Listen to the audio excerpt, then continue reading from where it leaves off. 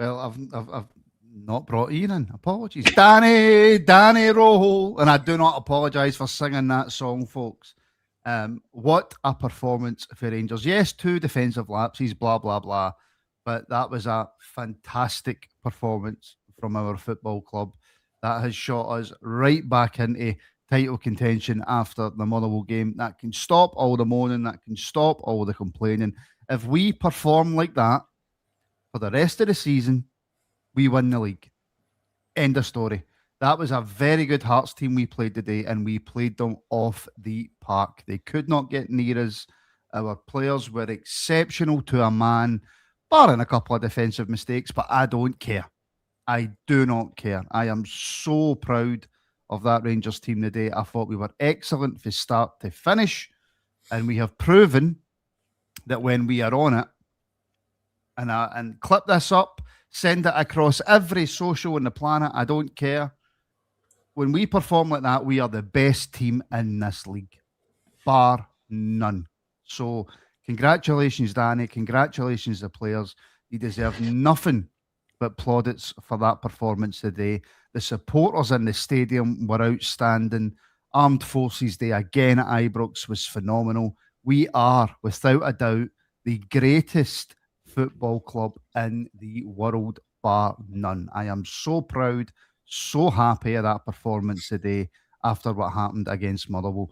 That's mentality. That's how you come back, and that's how you make a statement.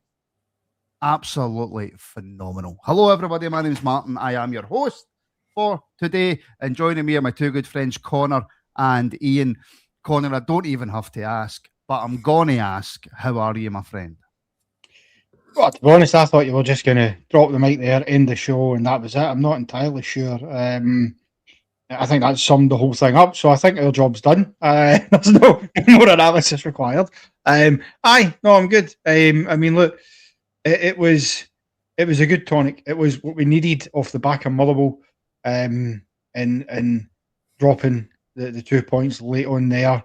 And then if that didn't deflate you enough, Kilmarnock throwing away a 2-0 lead at Rugby Park for them to once again score. I mean, they get more added on time than any other football club. Can I just point that out? I mean, the last 3 games, they've had a collective of nearly half an hour added on. That's a disgrace. Anyway, we needed then, after that, in particular after those 2 results, we needed to put in a big performance. Because had we lost off the back of the results that came before, it would have been a long road back. I mean, when they were talking about it, the difference between winning and losing, monumental. You lose, you're 8 points behind.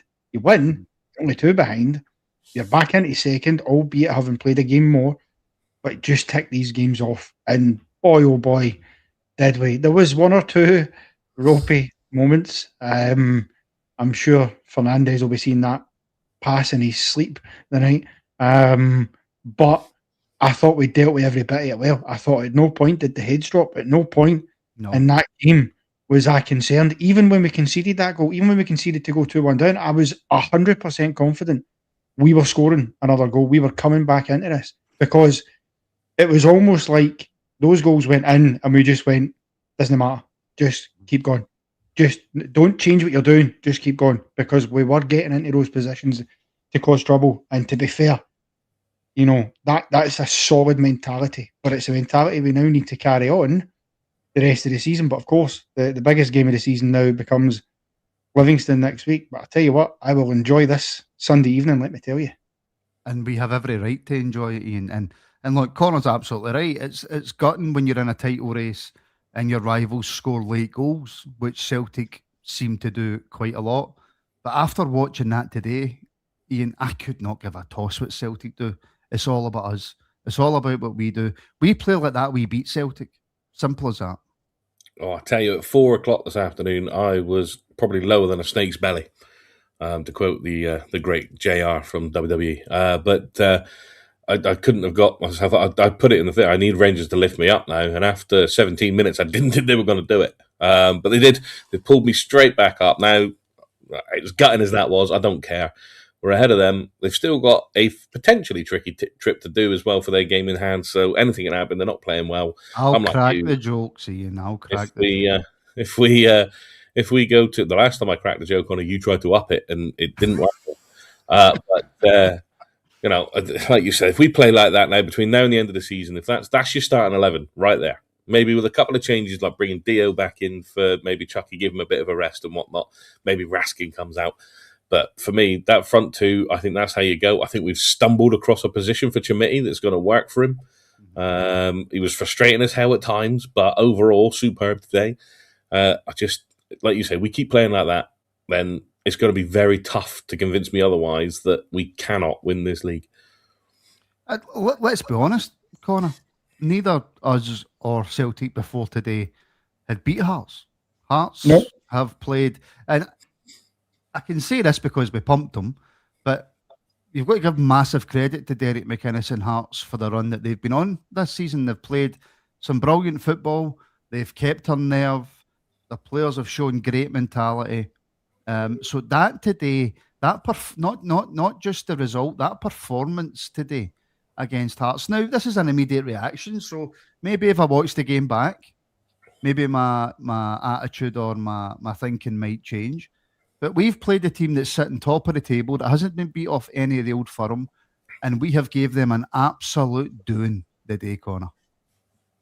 Well, there's no other really way around it. We have, and that is a statement win. You know, you talk about you need a big one, you need a win to really show your intent, to show you are in this title race. You know, a lot of people after the draw against Motherwell during the week had begun writing us off again. There was a lot of conversations about, we've seen this all before, where manager comes in October, gets a bounce, but then by this time of the year we start chucking away points.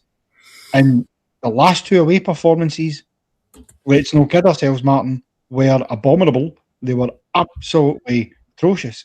And so hopefully next week we're far better in an away performance. Today, those players had to step up and prove. The last two games at Ibrox, by the way, the performance of the team, I know Queen's Park, it was only Queen's Park last week, but even that, to bang in 8 goals and be as comfortable as we were. And then today, we're stepping up a gear at Ibrox. And I think that statement is clear, not just to Hearts, but to anybody else. We're here for this title race. We're not gone anywhere. By the way, neither are Hearts. Don't be thinking just because they lost the day that they're going to crumble. They won't. They've bounced back before and they'll do it again. But we're here for the long haul. We're going to be in this. And yes, there's going to be wee moments of frustrations. There's going to be wee hiccups that you think, but we're just showing that capability to go, right, you know what? Forget midweek. Get this game won. And they did. They did exactly that. And listen, by the end of the season, if we look back and we've won the league at the end of the season by a point or so, we're going to look at this week in particular and these 4 points we've picked up away at Fir Park and then a massive win against Hearts at the top of the league today and go, that's the week that changed it. That's how vital this could be for us going forward. You know, normally we take this in order and we go chronologically and we go first goal, second goal, third goal, blah, blah, blah, and we take the incidents in order. But this comment's just came in, Ian, from Colin Lammy over on Facebook. Can we just take a moment to appreciate the Chermiti header and cross from Olsen? That was Hateley-like header. Olsen in the first half, I was saying to myself, I don't quite know if he's up to speed in this game, right? I don't know if he's quite got that match sharpness yet. But see that little bit of quality, that cross with the right foot, which isn't his strongest foot. That's what we've been missing, Ian. That kind of quality into the box. And Chermiti today, Chermiti just loves scoring against Hearts. That's what I said. That 7 goals he scored and 6 of them against Hearts and Celtic. So, if he wants to keep doing that, he can keep doing that. But, Conor Lammy's not wrong. That header, that had Hateley memories all over it. When you look at it, you look at it back and you'll see it, just seeing that big flowing black hair come flying in behind him. Definitely a Hateley type header. But, Chermiti was everywhere today. He did some stupid things. There was one point in the first half where I think James McFadden said it wouldn't have surprised me. He had an air shot, went to kick the ball, missed it completely, and then hit it again. He said it wouldn't have surprised me if he air shot that, but the second one, he flies it in the top corner because that's what Chermiti is. His movement today was brilliant. His hold-up play today was brilliant. He got in amongst it. I think he likes it when the other team just try to rile him up and get as close to him as possible. And I think him and Nadiri could work well together. It's what we wanted him and Miovski to look like, but it didn't really pay off. But I mean, Olsen, first half a little bit off it. I think he thoroughly deserved the booking. It was, for me, it was he played for it. It was a dive. But you can't knock Chermiti today. I mean, he gets his thing, but man, that guy today just ran everywhere, did everything. And just that, for a guy that doesn't score many, and that's his first ever career hat trick. That, if nothing, can that not get his confidence up to realise that he knows where the goal is and to start shooting a bit more? Because when he does it, he's a decent player. Yeah, Cassie's spot on. Chermiti meant that, by the way. That was a lovely bit of skill. He was pretending to cross the ball. He was on it from the start. But Connor, even for the start of the game, right? And we will discuss the Hearts goals, right? Because we have to. But from the start of the game, Connor, I felt we were on it, and I felt it's the first time our pressing isn't perfect yet, right? There's still a lot of work to do on it. But I felt as if on most of the games under Daniel that I've watched, that was the best our pressing's been. We didn't give Hearts much time on the ball at all. No, and the thing is, I think that was an understanding. I think part of that is learning curve. I think that's partly him learning from during the week. It's partly doing your homework on Hearts, because Hearts like to knock the ball about. They like to have space and time. They like to try and, break those lines and get in behind you. And frankly, we didn't allow them to do that today. Obviously we will talk about the goals because they did score 2, and you have to, also make sure that you don't forget that. But we in the main kept, them away with the press. I mean, Braga, apart from his goal, wasn't really able to influence the game in the way that he can do. Same way Casaridis, he's another one who they have, in particular in the games where they've beaten us in Celtic, they too have been massive players. In the way they step up, we managed to deal with him today and sort of keep him quiet a bit with the fact that we were more aggressive in our press. And I think it demonstrates to me that the side that started the game today, that's the side we need to be starting games with now. That is, I think, our strongest 11. You can make a case, I would grant you, that Diamande maybe could come in there. But for, in terms of in place of Chukwani, you could maybe debate which one of them you start. But I think the rest speaks for itself. That, and again, I'm not going to keep harping back on it. If we played that squad on Wednesday, we would have beaten Motherwell, in my opinion. I don't think there's a doubt about that. And I think it's all about making sure that we are aggressive for the off, because we need to remember, as good as these teams, as good as Hearts have been this season, and I don't subscribe because I'm one of these people. It annoys me when I constantly hear people say Hearts aren't a good team. Celtic aren't a good team. They aren't a good team. They aren't a good team. We're winning games of football, and the league table tells you they are a decent side who are going to be difficult. And we approach that game as if, no, we're Rangers. This is Ibrox. We're going to dictate. And I like that attitude for our players. Yeah. Let's hear from the manager, shall we? I feel normally we leave it until maybe 20, 25 minutes, but I want to hear from him. So let's hear from what Daniel had to say to Sky Sports after the game. Danny, we saw your celebrations when that fourth goal went in. Just how big a win is that today? Yeah, outstanding, exceptional performance from my team. I think we showed big personality during the game. I think we give them 2 presents today. We must say this. But at the end, how we come back and again, we believed what we are doing. And from the first minute until the end, we had a better team. We deserved to win today. Yeah, you spoke about that before the game, saying that nothing is in question in terms of the character and belief. Did they show that again today? Yeah. Since I'm here, I see a group, they always try, they want to improve, they're listening, they put a lot of effort in, and again and again. And I think this was also the part. The big part today was that we had our intensity over 94 minutes. And I think when I prepared this week with 2 tough games, high demanding games to go to Motherwell, how they play, you need high intensity. And it was clear for me I need the full squad in different moments. We missed on Wednesday if you want 5 minutes for a win. But today it showed how we want to play football. It was outstanding. But we know as well, in 7 days we have a big game again, and this is Livingston. It's about the next one. Yeah, we can enjoy today. My players should enjoy, rest, but it's about the next one. And yeah, We should follow. We should continue. But my group is very settled, and this is for me important. I give them during the week a clear picture, a mirror. I try my best. We can be emotional, and today I saw what it means to have a sold-out stadium, to win a big game here at home. It was very much a team performance today, but how pleased were you for Yusuf Chermiti in terms of turning up again in a big game and getting that hat-trick? Yeah, before the game I spoke, big games is for big teams, and in big games you need also big players, and I think Yusuf showed a way in Celtic how he scored, and today he scored again. I always believe in him. I see him, which strength he has. I think also Ryan, they worked really well together. Scoff with a good assist, all these things. It was a good team performance. But today as well, Yusuf should get a little bit more credit also in the future, because he deserved it, and we saw today why he is here. In terms of the title race then, do you feel that was a significant win today? It's a step, yeah. It's the next 3 points. I think we reduced really again the gap from 39 to 2. Even we had a draw during the week, and now we reduce it again. And this title race will be until the end as others. We have 3 teams. Everyone do his best, and we are in the middle of this race, and it's fantastic.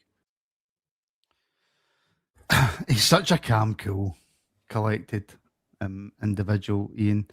Are you allowed to fall in love with managers? Because I think I might just be falling in love. You can fall in love with whoever you want to. It's a modern world. You're allowed to fall in love with loan players. You're allowed to fall in love with managers. You can, anyone you like. Because, you know, how can you not? I mean, he's come in, like you say, he's coming. We were down, we were out, we were gone. Every single one of us to a man had pretty much said, that's it, season's done. What's the point? Let's just get Danny rolling, make it to the end of the season, start again. But he's now turned us into believers that we're actually in with a shout of winning this league. 2 points behind. If you want to get really negative, you say we should be top tonight, but it is what it is. It's a tough place to go with better teams. Like I said, better teams. I've seen better Rangers teams go to Motherwell and lose, and they've all still got to go there as well. So that'll be useful. If we win the league by a point, that one becomes very, very important. So, and you can't argue with anything he says in that at all. I think we did get a fairly near enough complete performance for the full 90 minutes. They didn't stop. They kept going. We found our strongest 11. I don't think you really change it now. I mean, Magoma's done well, but I don't think he's anywhere near the level that Romans is. You just got to keep going the way we are, and it could be a good end of the season. But yeah, I'm with you. It's harder not to want to be putting pictures of him up on the wall and cardboard cutouts in the bed and getting rid of the wife.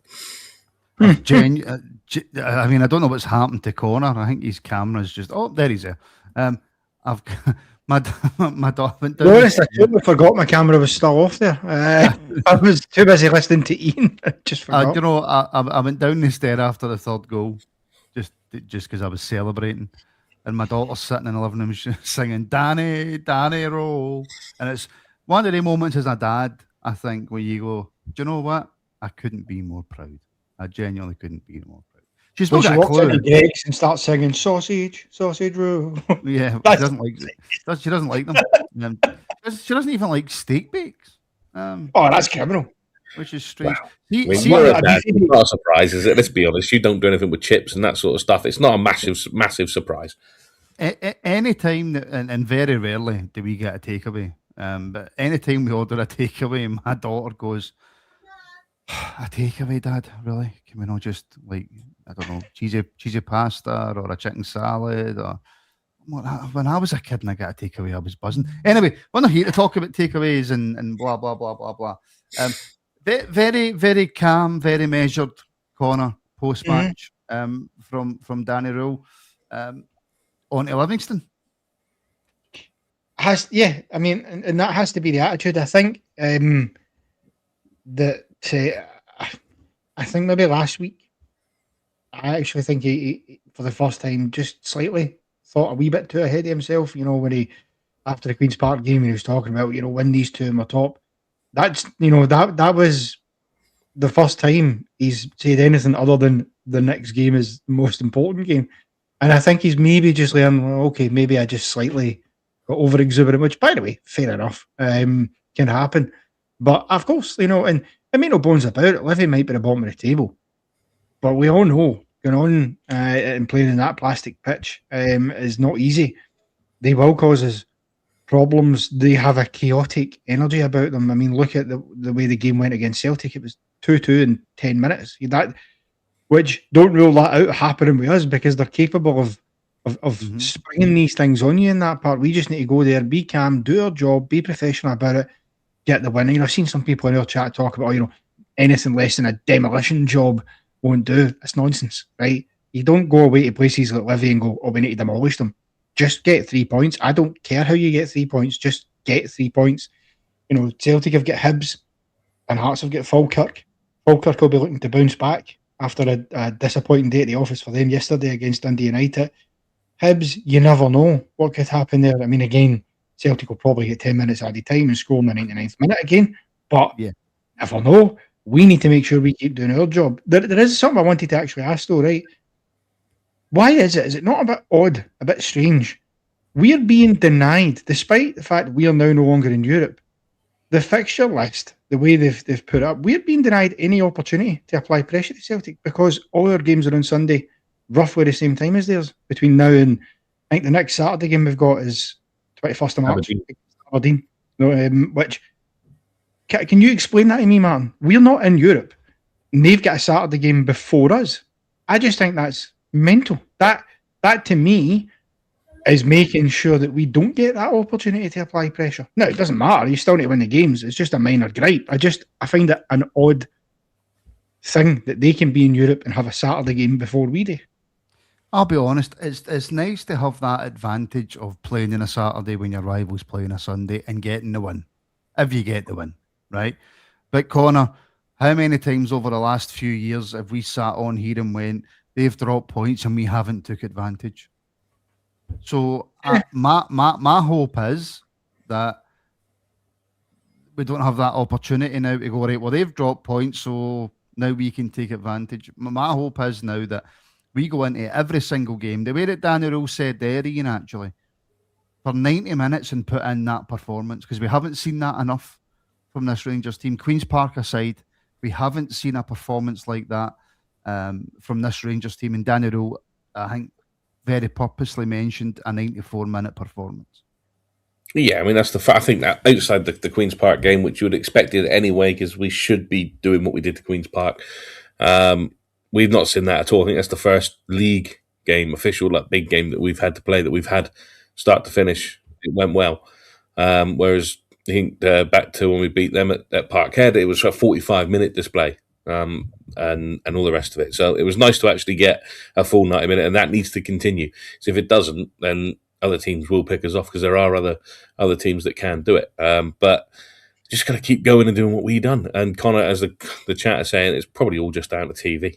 They probably it was just a minor gripe. But the way the seasons have gone in the past, they were probably expecting us to still be in Europe at this point as well. See, in fairness, see if we played on the Saturday and Celtic played on the Sunday. If Celtic needed a goal, they'd still be playing on the Monday. True. So I don't really think it matters that much, Connor, because I get that. They seem to get as much added time as possible to get a goal. Can I be honest? Partly it's a selfish thing, Martin, because of course, in all reality, I can't get to a Rangers game if it's on a Sunday, because I've too many other commitments going on a Sunday, and I've got work. So my league play football on a Sunday as well. So from a selfish point of view, right, it humps me for being able to go to Rangers games. I also think it's unfair on the women, because bear in mind, they've played in a cup quarter final today, and there was probably next to nobody there because everybody's going to have been at Ibrox. So it's damaging. Not just for our women's team, by the way, because Celtic could argue the same, so could Hearts. You're not going to get the same crowd. That being said, I'm just being a selfish so-and-so because I want to go to a game and I can't get to them on Sundays. Would you like me to contact Nick Thompson and see if we can rearrange the fixture schedule for you? Yes, please. If you've got that kind of sway, Martin, in Scottish football, then we're on to a winner. No, I think I'm going to go to the Saturday game on the 21st of March. I think I will go to that. But I just want to go and be back at Ibrox again. I mean, I'm a very powerful person, Connor, so I will see what I can do. I will also say that I'm going to be looking for 2 tickets myself for that Aberdeen game, so keep me in mind if you get one, and you need to pass it on because me and the boy are coming up. Can I just confirm when I say I'm a very powerful person, I'm clearly talking about my missus. I'll get her to contact Nick Thompson because you can't really say no to Lisa, because she's very, very, very scary. Right, Connor, the first goal of the game. Now, defensive lapse and concentration for Fernandes. Raskin's running away. This is the slight worry I've got with Fernandes, Connor, that he does occasionally lose concentration, a little bit lax on the ball. If you want to put a positive on it, it's something that he should learn from. Yes, that's the positive slant to put on it. It is something he should learn from. I think it's something he will learn from. I think part of the problem was, and I hate saying it, it gives me a knot in my gut to say it, but I think James McFadden sort of hit the nail on the head when he spoke about it on the co-coms. Don't clip that up. It's probably the last time I'm ever likely to say that, but I think he was probably right when he said that a really good game. the issue. Shut up, Derek McInnes. Nobody's talking to you. But I think it's just one of those things. He's taken too many touches, and then Raskins went, well, I'm not hanging about for that. Just put it up the park. And the problem is, you look at that and think that actually he really should have just booted it up the park, because there was no other than the daft pass to a Raskin with his back turned, and as good as Raskin is, he's not that good.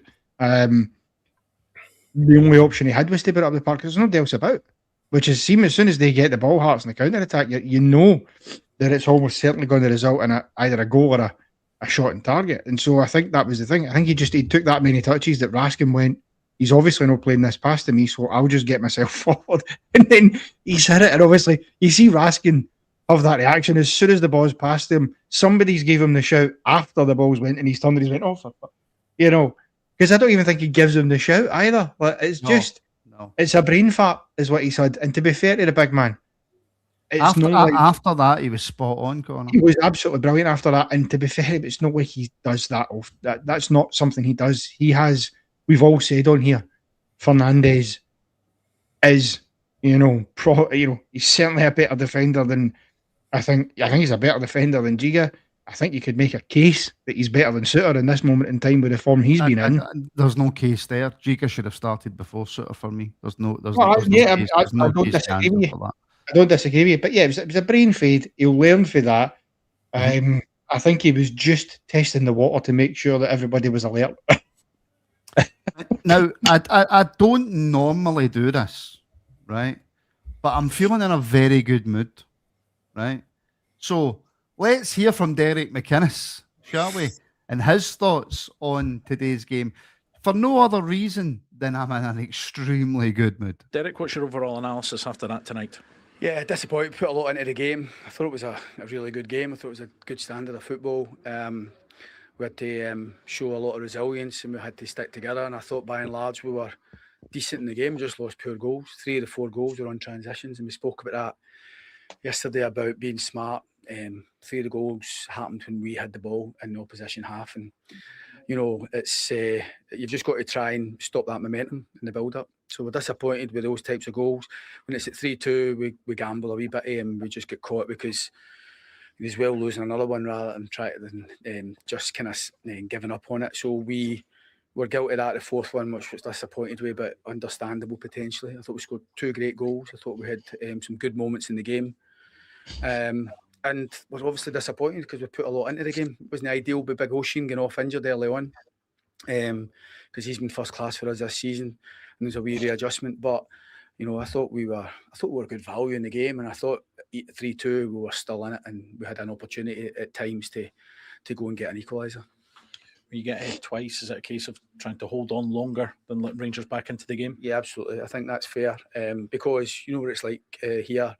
The longer you can get in front and frustrate, the more difficult it is sometimes for Rangers players to perform. And I thought Rangers performed at a good level today. I thought the crowd were right behind them, and it helped them with that. But we've obviously helped a lot that as well by not staying in front a bit longer, and as you say. So yeah, disappointed with 1 or 2 aspects of the goals we lost. As I say, we were actually in good positions before it ends up in the back of our net. You mentioned McAtee. Firstly, how is he in terms of that disruption? I know you then changed it again at half-time. What was the thinking? Yeah, so we, I think as usual, I thought him and Chesnikov performed well, but both obviously the intensity of the game, it was just wanted to get a bit of freshness. We wanted to get a bit more presence at the top, and I thought at times it helped when Kabori linked it and allows Braga to play off those spaces. And I thought at the start of the second half we were decent, and we still had that threat. So the press was slightly different on that side, and I thought we were fine the game. We just lost a poor goal. So we tried to just match up in the middle of the park, with two in there, rather than having the extra body in there and having the extra body at centre forward. So I thought we were decent in the game. We've lost a fight today, but there's still a war to be won, and we're top of the league. We've got loads of positives still, and I've told the lads not to be too down. We should be disappointed. The fact that we're so disappointed coming to Ibrox, but we fought hard, we worked hard, and we put a lot into the game. But we still feel there's 11 games to go. We've got some good fixtures coming up, and it's important we just dust ourselves down and get ready for them. When you last lost to Hibs, you reacted very well. And is that something that you're going to call upon again? Because there shouldn't be any time to panic, despite Celtic winning late today, Rangers beating you here. Yeah, I still think there'll be twists and turns. Obviously you see the result at Rugby Park, for long spells it would have looked as if Celtic would only drop points. And I think that's the way it's going to be for every team running a bit there, because there's so much on the title fight. And in other areas of the league as well, there's sort of a lot on it. So, I think for us, there's no shame in us losing the day. We're up against a team who have spent 40-50 million. You'd expect them to be top of the league and expect them to be able to beat Hearts. But they had to work hard for it today.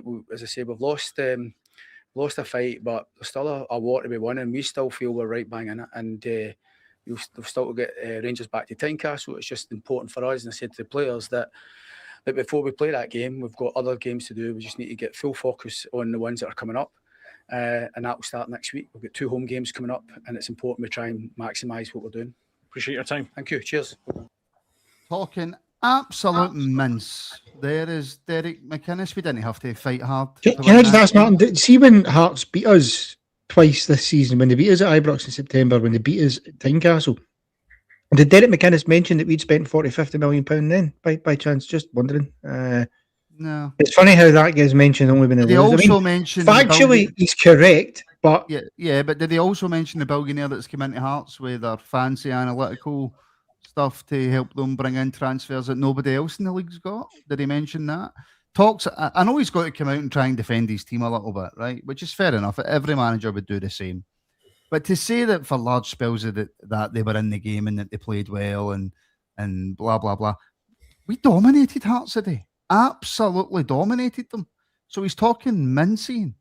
He is absolutely talking mince. The only thing that he did, that one of the big ones that he won, if you think of the stats in the game, is fouls, backwards passes, and long balls. That's what they did the best today. Backwards passes, long balls, and fouls. Everything else, we dominated.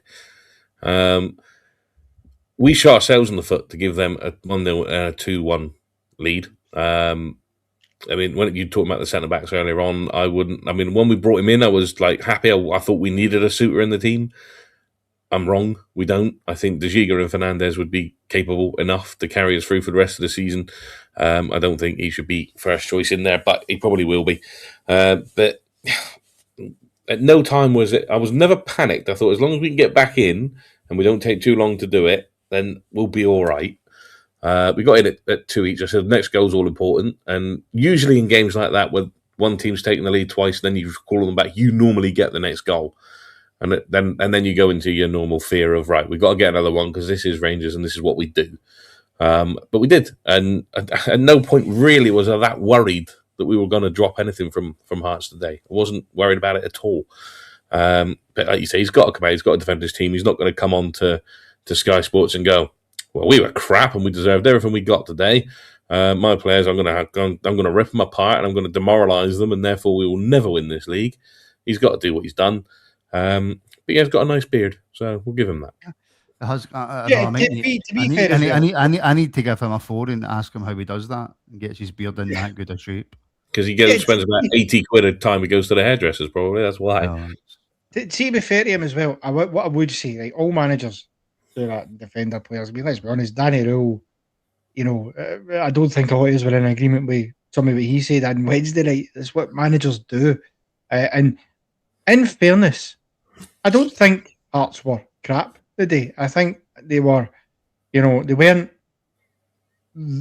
fully at it, but they haven't been for a while. But We didn't let them. And we didn't let them, which is a massive part of it.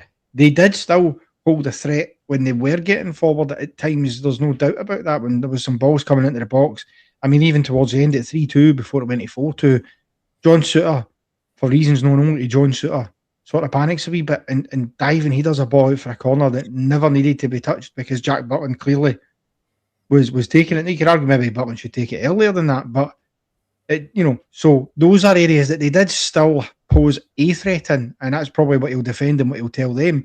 For us, though, we need to look at that and understand that was more about how we played and what we did to stop them out with the 2 goals they had scored than actually errors they made. Because apart from the own goal, which, by the way, let's be honest, it's poor defending for Hearts to a degree, but we put massive pressure on that ball in their 6-yard box is what caused that. Chermiti's header, some save for the keeper, then Mikey Moore off the bar.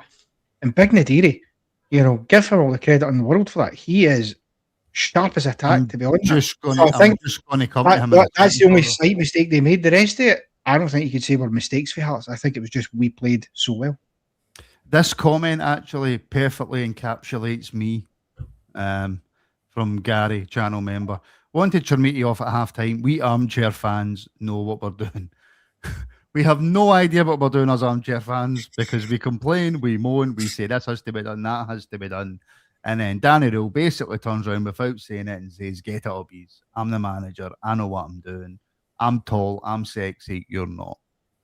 I think that's probably fair. But how tall is Danny Rule, by the way? I know he doesn't look it, does he? He's like, he must be taller than Hightower. Surely.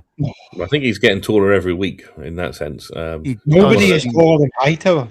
It was Hightower that put the needle on top of the Empire State Building. He just literally went with that and popped it on. Nobody's taller than him. Apparently, he knocked back the BFG because they didn't want to use CGI, and he went, "Nah, I'm not doing it. I'm not doing it." So he knocked back. He does like a snozzcumber. What he does in the privacy of his own room is up to him, my man. David Barr with the super chat. Thank you very much, David. Next time, mate, put a comment in so that we can read it out. For this is a day of celebration, which we haven't had many of. But David, thank you very much for the support. And of course, not a Rabble show goes by where I'm not calling this man a legend. Jim Sloan has gifted 5 Rangers Rabble Podcast memberships. How's Jim doing on the 2K25?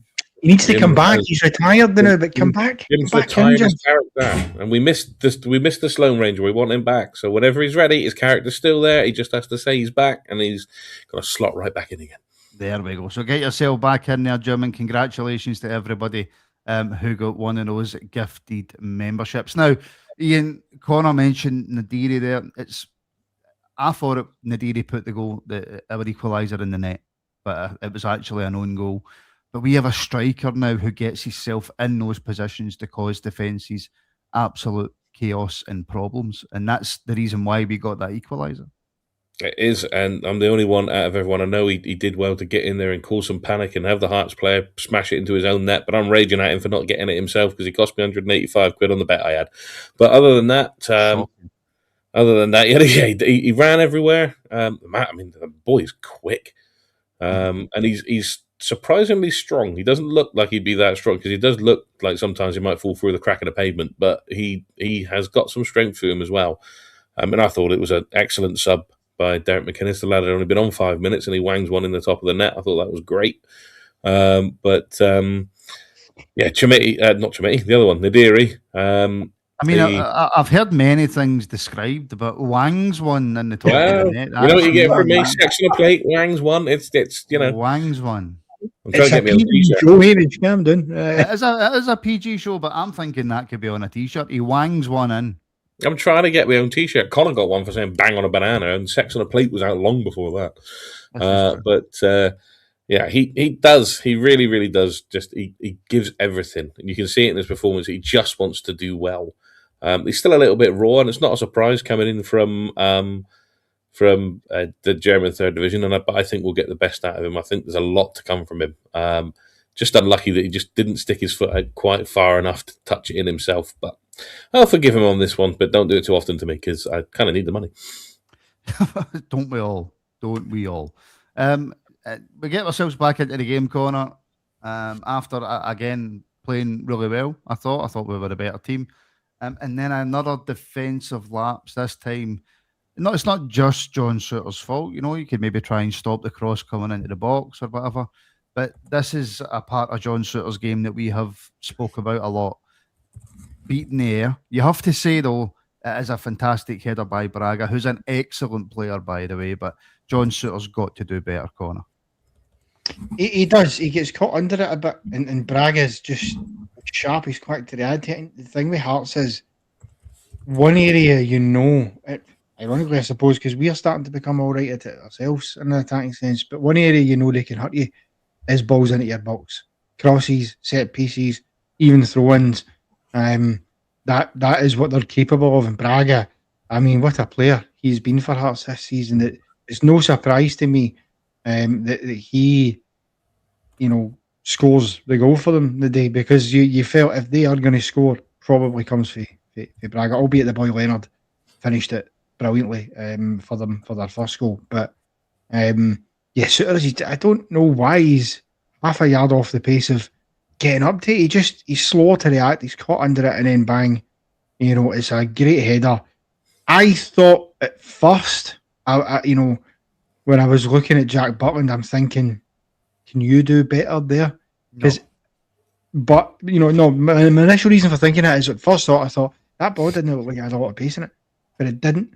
It was pinpoint precision. It was straight into the corner. There was no chance for Jackie Butland to do anything with it either. I think it was all about Souttar just having to read it a bit better. But listen, it's a goal we have conceded a few times this season. Let's hope we stop conceding it, because we have been getting better in those areas. But that was definitely a lapse for Big Soapy. Yeah, but you do have to say, though, it's a fantastic header. No goalkeeper saving that. And like you say, there's not a lot of pace on it. Braga's got so much to do with it. And it is an absolutely fantastic header. As frustrating and as annoyed as I was, now that we pumped him and I can sit back and actually just chill a wee bit, I can go, you know what, mate, fair play, that's a good header. That's a very, very, very good header. There you go. Here's your answer. Daniel said earlier, he's roughly 6 foot. No, Wesley, is he roughly 6 foot in the same way that Martin claims he's roughly 6 foot? No, I'm 5'8" and 3/4, Connor. Actually, I'll have I'm a little bit off of 5'9", and I'm sticking with that, and I will stick, because for years I was telling people I was 5'7.5", because that's genuinely what height I thought I was, and it turns out I'm actually 5'8" and just over 5'8.5". So, well, I'm 5'8", bang on, and I'm taller than you. And you're slightly taller than me. I'm 5'8" and a bit. So there you go. So you're a bit taller than me. I'm not lying. I'm really, really not lying. And I was going to go to a point there, and your disruption, Connor, has completely took the thought process out of my mind. I'm actually thinking about just playing some music, and us three can just sit here and maybe just do like a wee dance or something like that. I think that would probably do the rest of the show. Listen, Ian, the second goal, though, as much as I'm saying that we were a better team and that we were playing well, we had to get that goal before half-time, because you don't know then what the confidence is like and the mentality is like. Step up, Mr. Yusuf Chermiti. And Chermiti did what Chermiti does. He made a great run, a great ball found to him by Nadiri as well, so those two linking up. And then the first effort, he just sort of turns it off the defender, who just happens to slide out of the way for Chermiti to then get back on the ball and then fire it in. So you can't knock the finish at the end, but it was just Chermiti's day all rolled into one. The silly little thing that he does, and then the absolutely exquisite finish after that. It was... And like you say, you needed that back before half-time, because it going in 2-1, it's a harder task. You might get there, you might not. But he just felt the way that both teams were defending in that first half, you were always going to get the chance to get the equaliser. We were good. We got it back really quickly on the first one, and it wasn't really that long before we got the equaliser for the second one. And at that point, I did think at that point there was only one team that was going to win this. If we can get the next one, then the points are ours, and we can just shut up shop and do what we need to do. And I never felt worried, Ian. No, I said that.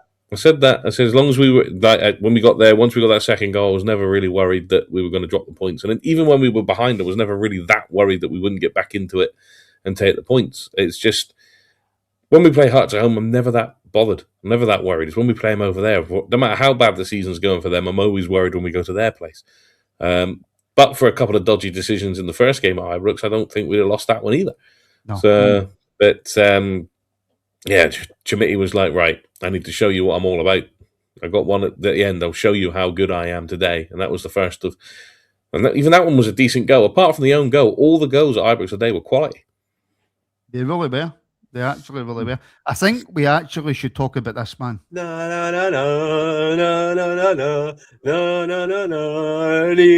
Raskin.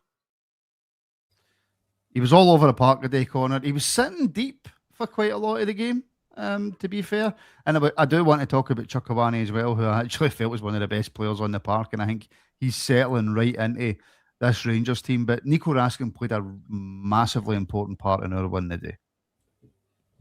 He did, yeah. I thought he sort of controlled the midfield area a lot. He was here, there, and everywhere, nipping about.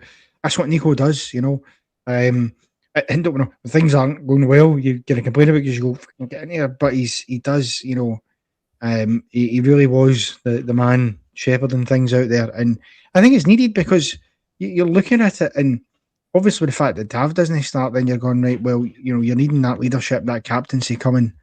For your players in the park. Nico Raskin, I've long since said that I think Nico Raskin has all the tools to be a Rangers captain. I think he had a spell as captain last season under Barry Ferguson, and I thought he was, he just slotted into it really well because when he's on form and he can control things, and he's at players, and I like all of that. He's got that bit about him, and I thought today he was excellent. I think he really helped to nullify the Hearts midfield three because he wasn't doing anything like exquisite or elaborate. He was just doing all the wee basic things right. Just nice, crisp passes, making sure. The Gattuso role, Connor. Yeah, it's probably a fair comparison. Yeah, it's just getting all the basic things right, making the right decisions, and he did. He's absolutely, and I will argue this with anybody who wants to claim it. He's absolutely zero fault for the Hearts goal because he's every right to have his back turned and start running forward in that situation, in my opinion. So he can, he gets a let off for that. But yeah, he's heavily involved. I'd love to have seen him get a goal today because I tell you what, I don't think you could have begrudged him one had he nicked one. Can I just say I'm taller than Just wanted to point out. I mean, he would absolutely take me out. He would knock me into next week, but I'm taller than him, which is rather helpful. Odd Bob Martin and the panel might need to start making more modern references for the younger Teletubby Barney audience viewers. The problem is, Odd Bob, I don't know any like younger references and modern references because I'm an old man. So I really don't know. Very, very quick one because Ian's on mute. Very, very quick one, Ian.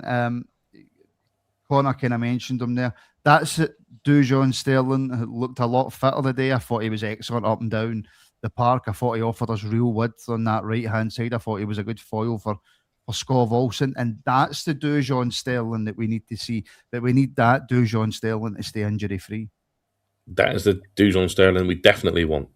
So he does need to stay fit, and hopefully he does. Hopefully that bit is past him because I think it's right that we take Dujon and put him on that right-hand side and play him in front of Tav, and Tav comes on when Dujon needs to come off and have that rest. I just think at the moment that's the way to do it, and we go forward for that for the rest of the season because, I mean, I know that there was talking that on the socials and whatnot today that they're going to halt the Tav contract talks for next season.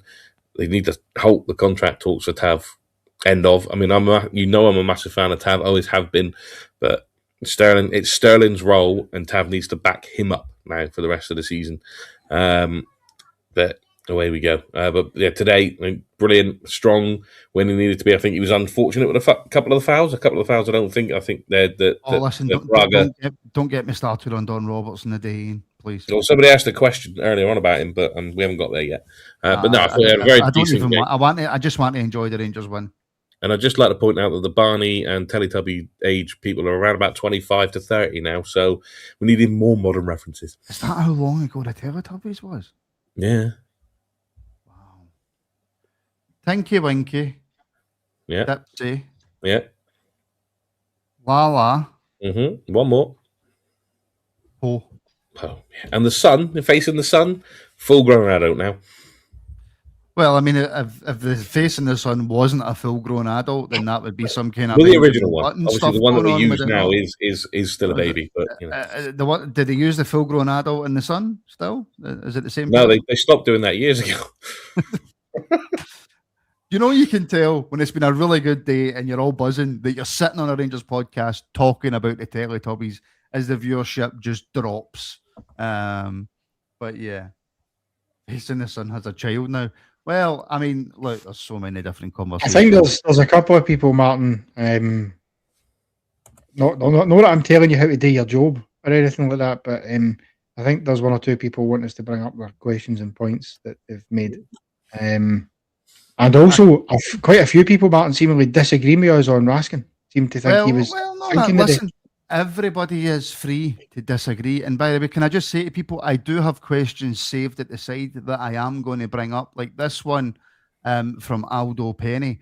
On a serious one, how bad was Don Robertson today? We won the game, but his decision making was diabolical, in my opinion. He was bad, Connor, not the worst refereeing performance that I've seen, but he was pretty poor.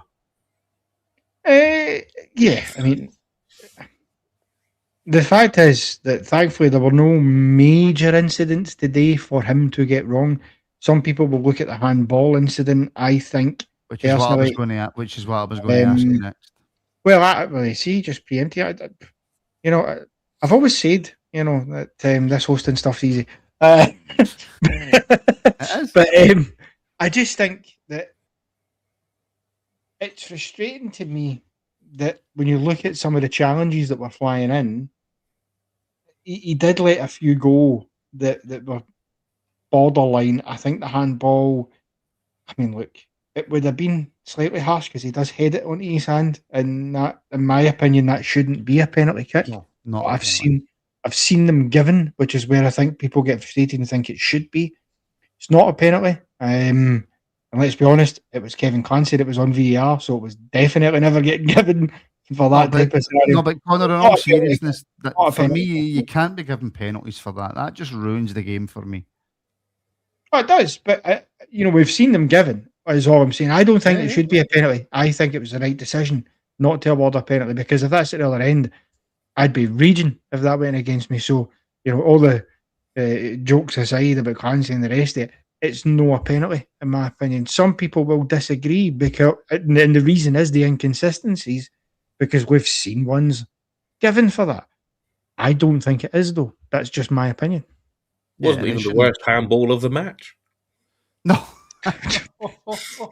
He's sliding out the park, and he goes, well, I'll keep that in with the old arm. Oh, that, by the way, was shocking for the lino. Nobody's going to notice. If I can maybe forgive for where he's standing, but the lino's right there. You can see that Harry Mills went, I'll just nudge that and keep it in with my arm. And then you've got James McFadden and Combs going, I don't know, was it, what do they call it? Because he was sliding. That's like a balancing arm, he's just his fell. Was that a biomechanics Michael Stewart type thing? Every time there was a decision like that, and he just went like that. It was a cheeky wee nudge. It should have been a free kick. Probably not much more, but every time there was a decision like that, though, McFadden would go, well, from where we're sitting, it didn't look like much. I said, yeah, because we all know that you've got monitors right in front of you and can see everything. Don't give me this from where I'm sitting. It doesn't look like much. It's right there in front of you. In fairness, McFadden did have to do the show today from the debt collector's office. So, well, this is true. So, I mean, he obviously didn't have that great a view. Allegedly. Yes. For legal purposes, allegedly. Allegedly, he lives 2 minutes away from me, allegedly. So, I was going to go and see how much he was selling his house for. But anyway. Listen, the guy's tore into Rangers for years and talked nonsense, so I If I get to give him a bit of stick back, I'll give him a bit of stick Would you back. want to buy Jesus though, Martin? I mean, you'd need to get all the Celtic. Depends on how much it's That's going for, the because it could be going for a couple of shekels, depending on his Yeah. financial situation. MJ Page, thank you very, very much for the super chat, my friend. Aldo Penny's in there as well, as Connor's just dancing away in the background there. For those of you who do suffer with photosensitivity, I would look away now. Look away now. Look away now. It does make Connor look better, though, doesn't it? To be fair. I don't know what's going on. Let's just remove Connor from there. There we go. How's that any different to any other day, though? You know what I mean? Aldo Penny, channel member. Mind I said Chermiti would score at least 10 goals and win us at the league. Ian, that's all very well and good saying that at the time. Nobody believed it. Nobody believed it. But and again, I don't want to get. I've got a little bit ahead of myself on the show today because I'm happy because we've won and we've beat the team at the top of the league and we played really well for the majority of the game. And Chermiti got a hat trick and the Dearies came in and settled in nice. I thought Romans was excellent again and offers us a real quality on the left-hand side of the pitch. But Chermiti has to continuously do it. He does. He can't just do it on the big games and then just, like when we play Livingston next week, he's got to do the same things again. So you carry on with him and the Deary up top. You let them work on this little partnership they've got going on and see if it happens again, which it should. He was running onto things this time. He wasn't standing back and waiting for things to happen. He was actually running onto things, which does help issues. But when you've got the quality of Olsen putting the ball in and Romans on the other side putting the ball in, it's much better for a striker to get a chance to score, which is something we haven't done all season. So combine the two. He has to do better and he has to do it consistently, but we also need to be supplying him the firepower to actually do it in the first place. And I mean, to put us 3-2 up, Ian, it's a bullet header. It's a phenomenal header. And again, Olsen showing classes on his weaker right foot. He can see where the players are. So rather than try to cut back in his left, which so many of our players do, and it's not just Gassama, it's so many wingers that we've had that have on their weaker foot, they thought, I'm not going to put the cross in. I'm going to try and cut back to the edge of the box. Olsen sees Chermiti running in. It's the perfect cross, perfect header. Yeah, I mean, it's the thing of 90s beauty. We've already kind of discussed the fact that it was a Haitley-esque header coming in like that and just powering it past the keeper. It was by him before he knew what was going on. I think he's seen Chermiti coming and he goes, right, I can relax a little bit, and then bang, gone. What's just happened? But it was a decent cross from Olsen. You can see those little bits of glimpses of quality. I think he did let himself down today with the hole going down a bit too easy. But he's getting there. Slowly but surely, he's getting there. He's a bit behind everyone else of the four that have come in. But you can see it. There's just little glimpses every now and again of the quality that Olsen has. And as we go forward, the more and more game time he gets, the better that's going to be at the perfect time of the season. Yes. 100%. And the fourth goal, Connor, that's Chermiti confident. That's what he can do when he's got that confidence. That's a goal that he doesn't score in the first 2, 3, 4, 5 weeks of his Rangers career. Yeah, 100%. And the fact is, it's just keeping it simple. Take a touch out of your feet and hit the shot. You don't need to do anything other than that. Just get the shot away. He does it well. I think as well he does really well to hold his run, keep himself onside, because as Gassama's running in and cutting inside into the space, which is a tremendous run for him. I mean, that goal comes to him. He wins that ball way back up, 20 yards for goal, effectively, and he takes a couple of great touches to get beyond the first two defenders and he's away. And Chermiti keeps the pace with him excellently, manages to get himself a bit wider so he can keep his run, and then it's a brilliant touch and a brilliant finish, as soon as it left his boot. And you know what it tells you? It's not just his confidence, but it's about our confidence in him. Because see, when that ball was past him, Martin, see, because of the game he'd had, I had no doubt in my mind he was putting it in the back of the net, which ordinarily you'd maybe go, oh, I don't know. But as soon as he got it, I was like, oh, this is four. Normally that's getting hit either right at the keeper or it's going wide. Aye, but you can see that confidence. I mean, he needs to do that more. Keep your confidence going. Keep getting the goals. I know he's had disappointments. We all know he should probably scored against Motherwell, but he takes it. You can see that it annoys him when he doesn't. You can see his frustration growing again. And I think today you just seen his confidence grow.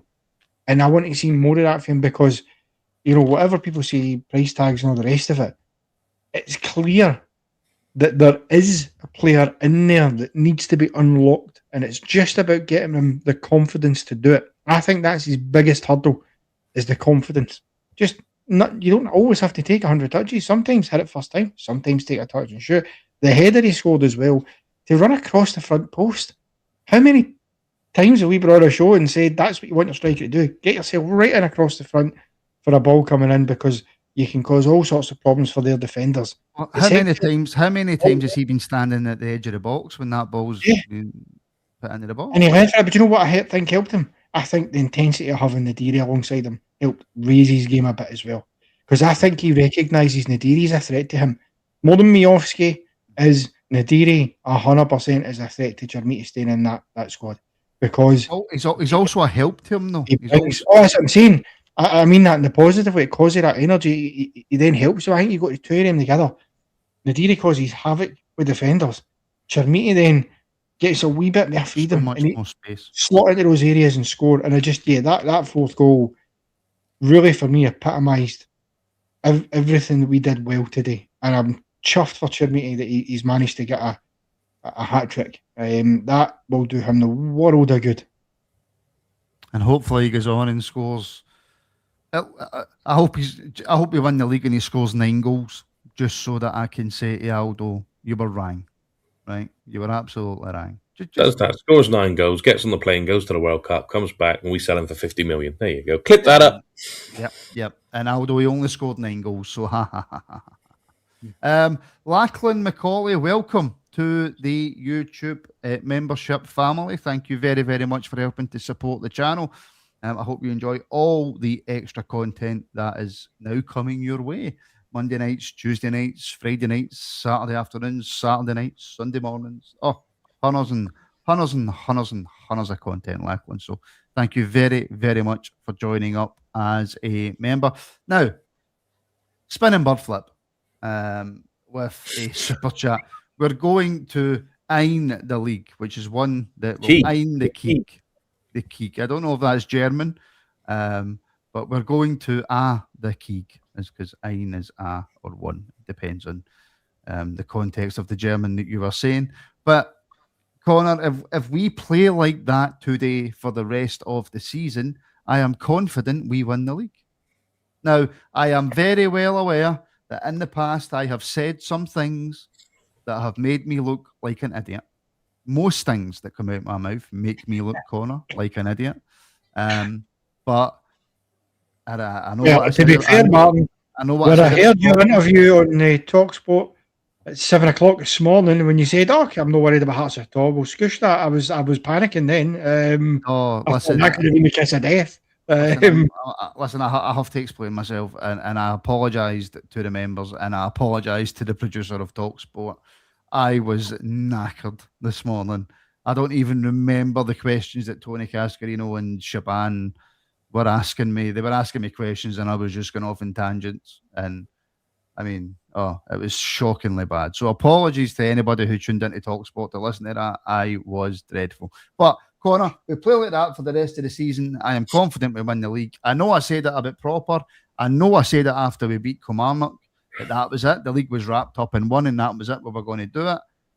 So I'm caveating it by we perform like that, and every single game towards the end of the season, we win the league. Well, listen, if we win our next 11 games, and then it's done. You know, it is in our hands. Fact, Connor? Is that an actual fact? It's a fact. I don't know if we'll add the key right enough. I'm not sure if we'll do that, but we will win the league if that happens. So, but it's in our hands. The one thing I would say that is a word of caution, right? That performance level is what we need. We also need Danny Rowe now, I think, to be consistent with his team selections. I think there has been an element of too much tinkering. And now that we don't have midweek games to worry about for a while, just do that. That team that you put out there, that setup you put out there, that's the way to do it. It's your strongest team. Play that going forward. And then, yes, when it comes to the Scottish Cup game, you know, you might see that they make a change. We might make a change because it's in amongst the things. But I think you can make massive changes because it's a big game as well. But all focus on the league. It's not going to be easy because we know in the split we've got the hardest run. There's no getting away from that. We need to go to Tynecastle in the split. We need to go to Parkhead in the split. Depending on who else makes the top 6, we could potentially be looking at a trip to Pittodrie in the split. If they manage to sneak in to the top 6, I think there would be a trip to Paisley as well. If they were in the top 6, it's all. I mean, So they probably. we get one home game, and No, I'm talking about the teams we could, if they got into the top 6. These are the teams we would go away to. Obviously, would be at home to Motherwell, which again isn't going to be easy. thank God. Let's not kid ourselves. Would be at home to Hibs because we've been there twice, and would be at home to Falkirk because the next time we play them is in Falkirk again. So would that would be your 3 home games. Connor, If it stays as is just now, it's going to be tough, is what I'm saying. But I'm confident with the performance Parkhead's levels. easy we to can go do to. it. We've proven that Parkhead's easy to go to. We don't struggle at Parkhead. Yeah, but we've also proven, Martin, that this season we have only taken 2 points off of Falkirk. Yeah, but that's not good enough. Yeah, never You mind. need to win those games as well. You can win against Celtic, but you need to beat Falkirk. You need to beat Hibs. You need to beat Livingston next week. Every game, take it one at a time. That's your next biggest game. If we keep the performance levels up, I agree with you. It's in our hands. I'm just All day long, it's in our hands. Connor, I'm going to be honest with you, mate. I was just looking for a wee clip there, for Celtic fans to clip us up so we can get free advertising. That's all I was doing there. Oh, then you can clip up. You've seen that, but I'm not going to do that. Listen, Celtic are living on borrowed time. They cannot, and I know we keep saying this, and they were 2-0 down at whatever. Kilmarnock have defensive issues, and that was proven. What I'm telling you now, Celtic aren't winning the next 12 games in a row they've got to play, having to score goals in the last minute. It's no, they do. You think if we play like that, Celtic are going to be coming to Ibrox and be in a position to score a late winner in the 90-plus minute? No. I refuse to comment because everything I say, the opposite happens. So I refuse to comment, Connor. I absolutely refuse to comment. We just concentrate on what we do. Forget everyone. Concentrate on Livingston, concentrate on pumping Livingston, and then we move on. And as Junkie's saying, we will only get 2 home games in the split, probably. So, Junkie, thank you very, very much for the super chat, my friend. Welcome back. Spinning Bird Flip has become a member again on the old YouTube. Spinning, thank you. Welcome back, my friend. You know exactly what you're going to get with the membership content. And I have to say, from Scottish football, this is a very good point. Scottish football needs this race better to watch. So, from the neutral point of view, Ian, outside of the Rangers fans and the Hearts fans and the Celtic fans, or even if you include some of them, Scottish football needed some excitement in it, and this season it's got it. Oh, it has. I mean, you got a 3-way for the title. You got a 3-way race for the title, with a potential of a 4 if Motherwell can pick up points against the other 2 teams and not drop any against the lesser teams in the league before the split. So there is that. And this weekend alone, by the way, what a weekend this has been in Scottish football. So you had a 2-2 at Dundee with Livingston. You had a 3-2 with Falkirk and Dundee United. Hibs beat St Mirren 2-0. Then today, you've had 3-2 in the first match that was on the telly. You had 4-2 on the second match on the telly, and Motherwell beat Aberdeen 2-0. I mean, what a weekend that's been. And the 2 games on the TV today, they were an absolute brilliant advertisement for Scottish football. The only thing that ruined it was the late goal at Fir Park. Oh, yeah, but from a neutral point of view, it's a banging week of football because the tourist league down south that we are unfortunately next to, you don't get weeks like that much anymore. You're a lot closer to it than us, to be fair. Can I just you know what today did do, actually? And I think it needs mentioning. Today, I think, is the first time this season I can honestly look at a game we can go, both sides of the Old Firm actually showed, why they are, the 2 biggest and best clubs in the country. They actually today, both in the Rangers and Hearts. Rangers and Hearts are the two best. Yeah, well, you know what I mean. They both showed what that those Old Firm credentials, which you don't see often. We were behind twice. You could easily have went under. We didn't. We showed that solid mentality. And as much as I can't stand them, you have to give credit where it's due. They were 2-0 down at half time. They came back out in the second half. They looked far more like a team that they should look like. And so did we today. It's the first time this season I actually think both have showed that mettle that they've lacked at times. At the same time, that is because they've each individually had wee moments. So in that aspect, it's maybe a warning shot across the bows for Hearts, for Motherwell and others that, listen, Rangers and Celtic have been poor this season, but, they're still capable. Don't ever rule them out. I think you need to give credit to the fourth official. Well, yeah, I mean, look, I get the added time thing. They've had nearly half an hour added time, over 20 minutes. And that was just today. And that was just today, Connor. Over 20 minutes in the last 3 games. That's just in the second half. I don't know what's added in the first. Yeah. So there is an element of that. But you know what? You still have to keep going. You still need to go. Listen, all joking aside, they still the same as Hearts did. Score. Same as Hearts did against Edinburgh. I nearly said there, against Hibs and Edinburgh Derby. Well, it's funny. It's funny you say that, Connor. It is extremely funny you say that. Look, there is genuine belief. There's nothing to be. Hearts are in a fantastic place. They are. And even during the week there when Derek came out and you see a lot of things on social media. Oh, he's rattled. He's having a go. But if Celtic score a last-minute goal, that's what champions do. But if Hearts score a last-minute goal, they're lucky, they're carrying some amount of luck. I don't think so. But there is genuine belief. Oh, there you go. I just thought I would quickly play that because it's so nice. You nearly played it twice. So nice. I nearly played it twice. Oh, you're a poet and you didn't even know it. There you go. Ian Hamilton's been a member for longer than a month, but I know he's rejoined. But imagine what St O'Neill will say when we beat them. He'll throw the British government colours and he will. Martin, it's never Martin O'Neill's fault when Celtic lose. No. We've seen that in the 2000s. We've seen it here. We've seen it there. All I will say, and I probably shouldn't say this live on stream, we can't let him win the league. Under no circumstances can he win the league. Martin apparently said today that the last 3 games and the late winners apparently reminded him of the glory days that he had in his first spell at Celtic. Was that the glory days when Alec McLeish came in with very little money and schooled him? Oh, those glory days. Glory days, aye. I remember. Yeah. That's fair enough. John Scott, thank you very, very much. He has gifted 5 Rangers Rabble podcast memberships. John, thank you so much for the support, my friend. It is greatly appreciated. And we're going to finish the show today on the people who really, really, really deserve it.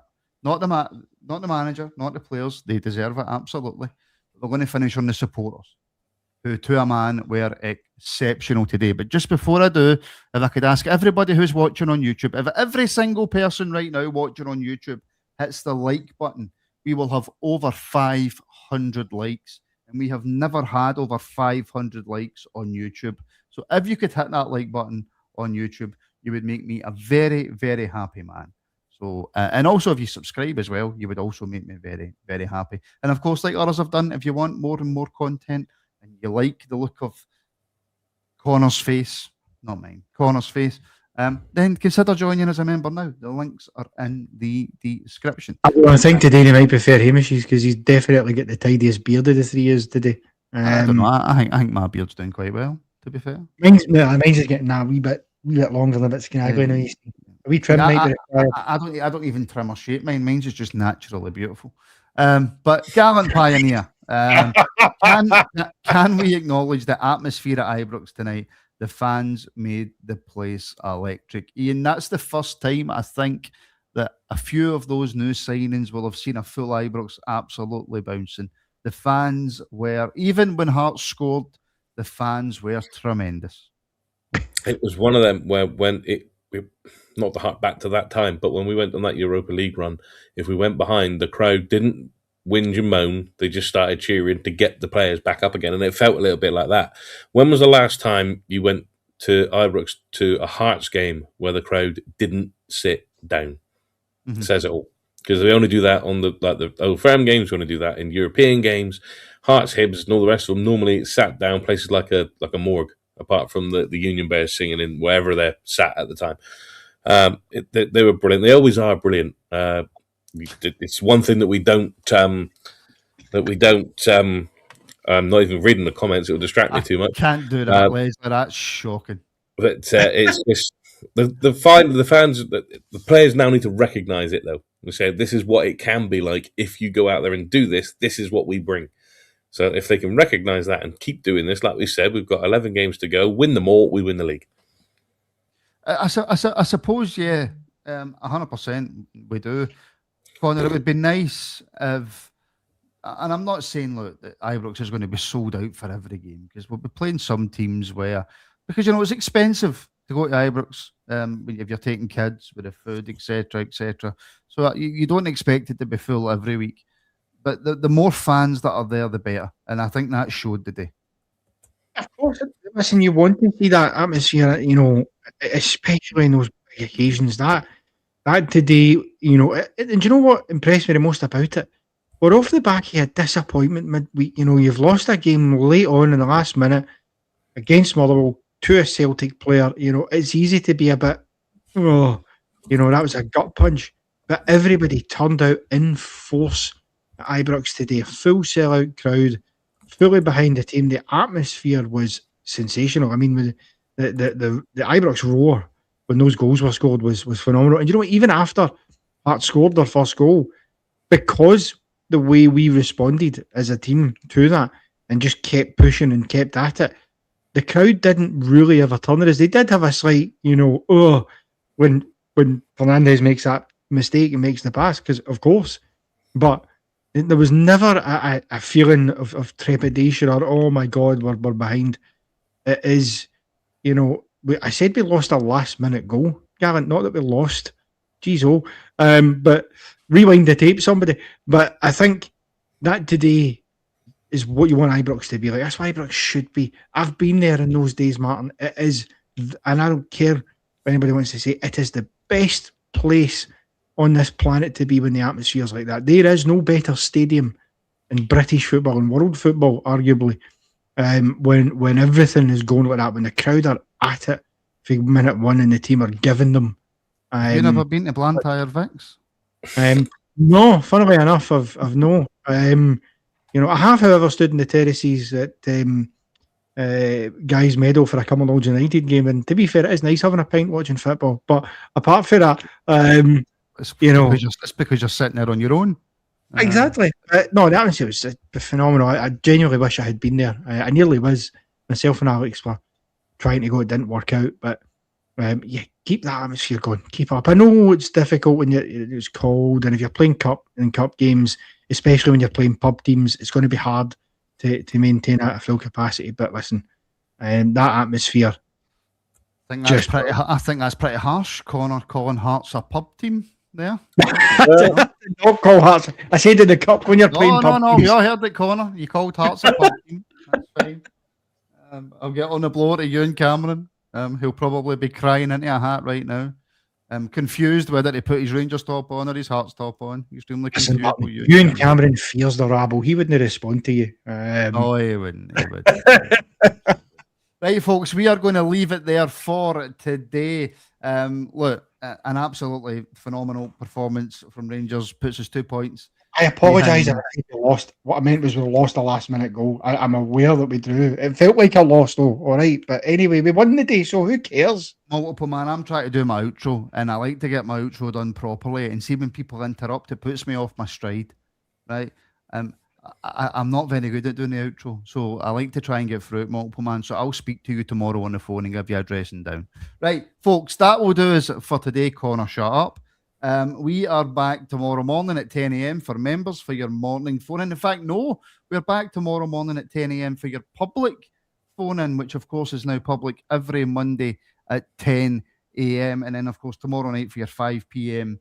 Rangers news show, 6:30 for your women's show. And then for members at 7:30 tomorrow night, we have the Monday Night Rabble. I want to thank every single person who tuned in today. Thank you for all the likes, all the comments, all the super chats, all the memberships. Just thank you very, very much for all the support. It really, really does mean the world to me and everybody involved with the Rabble. Iain, Connor, also thank you very, very much for joining me. And everybody, all I can say is, go and enjoy the rest of your Sunday, because boy, has it been a good one.